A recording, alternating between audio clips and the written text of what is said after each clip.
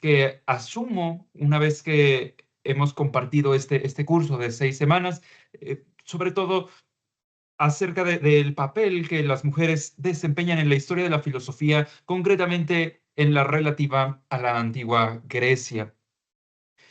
Lo expondré con mayor detenimiento a continuación, pero en general vamos a ver en este pequeño video las formas en que las mujeres están presentes en la historia de la filosofía. Primero, como figura de las que se habla, y por el otro lado, como autoras. Finalmente, presentaré no solamente mi posición, sino aquellos aspectos que considero de suma importancia para acercarnos como estudiosos, como historiadores de las ideas, al análisis de las doctrinas filosóficas de estas autoras. ¿A qué me refiero? Cuando hablamos de las mujeres como figura, eh, estoy refiriéndome más bien a aquellas ocasiones en que se las presenta en los textos de autores que conforman el canon.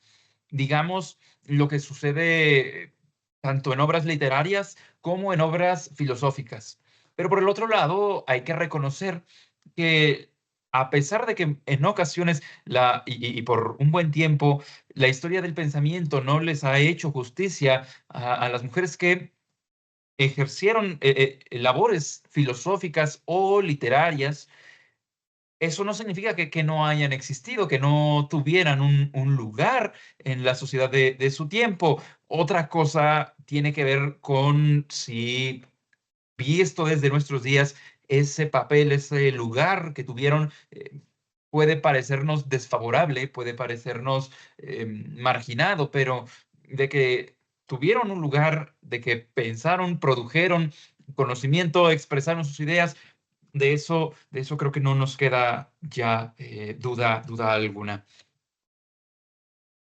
En un primer momento, creo que podemos referirnos a aquellas mujeres y a las obras que estas mujeres produjeron, pero que nos llegan solamente referidas por otros autores.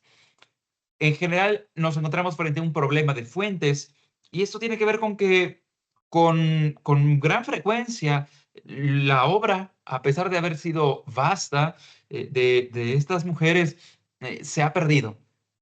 Y no nos queda de otra más que recurrir a lo que otros han dicho acerca de ellas. Por consiguiente, hay un problema adicional, que es no sabemos con qué exactitud eso que se refiere sí corresponde con lo que originalmente estuvo escrito. Es un problema también, pues, porque aquellos autores escriben con los juicios y pensamientos de su época. Y entonces tenemos diferentes ejemplos. Por ejemplo, Safo, a quien se refiere Aristóteles, y de quien dirá que a pesar de ser mujer, tuvo ideas importantes.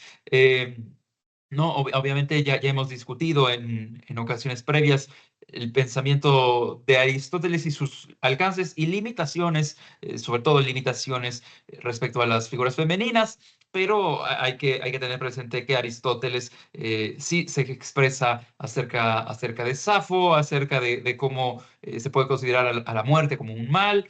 Eh, Luego hay, por ejemplo, la figura de Aspasia en Platón, de quien ya también hemos escrito en otras instancias de este curso. Y luego, por ejemplo, tenemos otras figuras como la que veíamos en esta sexta semana de Macrina la Joven en Gregorio de Nisa. Esto es importante, sobre todo porque Silvas, autora de quien he podido revisar algunas páginas, menciona que hay ciertos paralelismos entre este texto tradicionalmente atribuido a San Gregorio de Nisa y los textos de Platón, en el sentido de que San Gregorio, por ejemplo, encontraría una inspiración en su hermana Macrina semejante a la que Platón halla en Sócrates.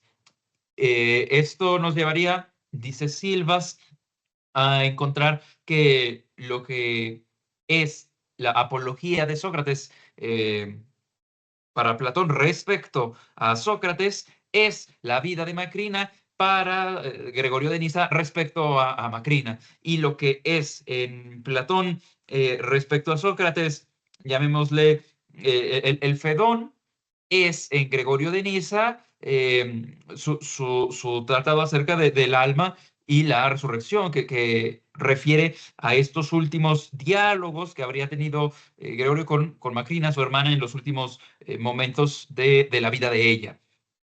Hay discusiones al respecto, lo menciono ahora sobre todo por la novedad que causa en esta sexta semana, pero al igual que como hablamos de Safo en Aristóteles, de Aspasia en Platón, bueno, hablar de Macrina en Gregorio de Niza plantea también esa dificultad de fuentes que nos refieren el pensamiento de las mujeres, pero mediadas por la escritura de un hombre.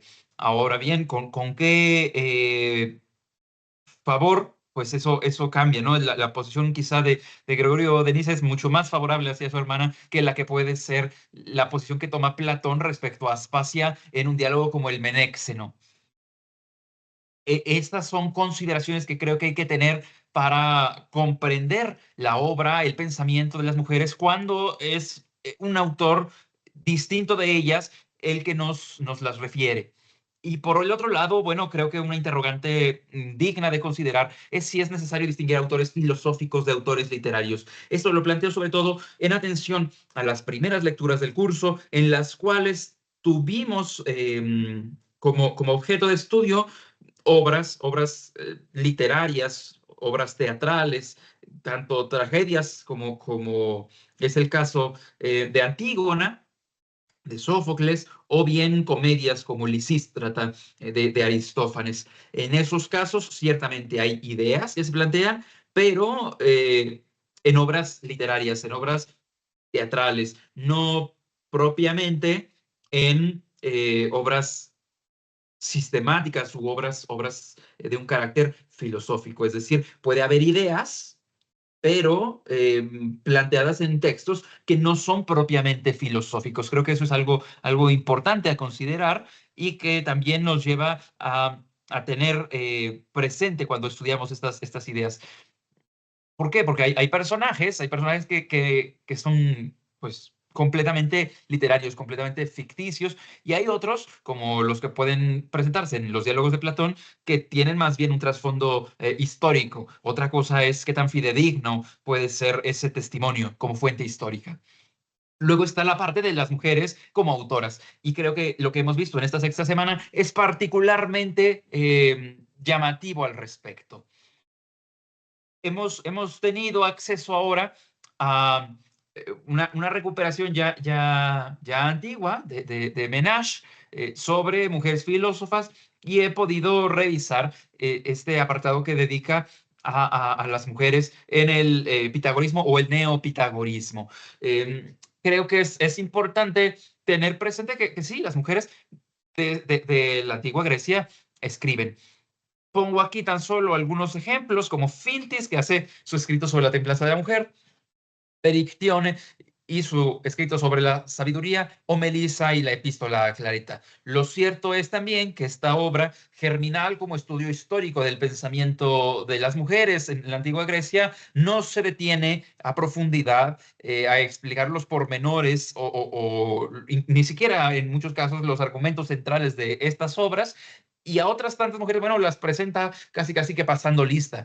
Pero creo que la relevancia que tiene una obra histórica de ese carácter radica en que nos hace ver que ciertamente las mujeres sí estuvieron presentes como pensadoras, como escritoras, como autoras en la antigua Grecia, que no estuvieron completamente excluidas, ¿no? Que este silencio del que habla Aristóteles, del que habla Sófocles, que adornaría a una mujer, bueno, pues no necesariamente se verificó siempre, que las mujeres sí, bajo ciertas circunstancias pudieron hablar. Otra cuestión tiene que ver con la repercusión que pudieran tener esas ideas que escribían o expresaban en su contexto. Las condiciones quizás desfavorables a las que se enfrentaban, pero bueno, no quedarnos con la idea de que de plano no pudieron escribir, ¿no? Está lo que ya decíamos al inicio, el problema de que muchas de estas obras están perdidas. Para ir concluyendo, pues bueno, me gustaría reafirmar que esa es la posición que yo tomo y que yo creo que es muy valiosa, rescatar esta idea del curso que hemos compartido. Las mujeres no estuvieron ausentes de ese quehacer filosófico.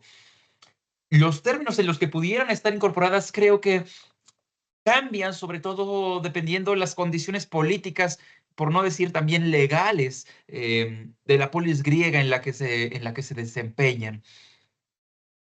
Si tiene mayor o menor repercusión su quehacer, si acceden o no y a qué a escuelas filosóficas, creo que tiene que ver ampliamente con la polis en la que habitan, el sistema político bajo el cual viven.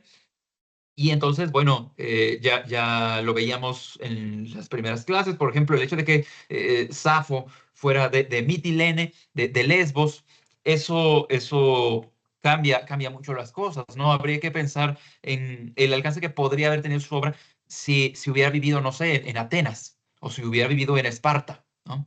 Entonces, o el hecho de que más bien... por ejemplo, Macrina la joven y sus hermanos, bueno, están más bien en esta parte de Capadocia, en lo que actualmente es Turquía, pero que en ese entonces no precisamente lo era. Creo que el lugar geográfico cambia, ¿no? Los términos en que las mujeres pueden incorporarse al quehacer filosófico incluso. Por último, creo que la atención que la historia intelectual les ha prestado a ellas, tanto como figura en las obras de autores canonizados, y cuando digo canonizados es parte del canon, ¿no? Como Aristóteles, como Homero, o bien la atención que les ha prestado como autoras, bueno, ha sido bastante raquítica. Y creo que ahí ciertamente hay una riqueza que es digna de explorarse, con el desafío del acceso a las fuentes, pero sabemos ahora, ¿no? Que están presentes y creo que es una beta digna de exploración. Creo que con eso puedo cerrar y bueno, agradezco este curso que hemos podido compartir.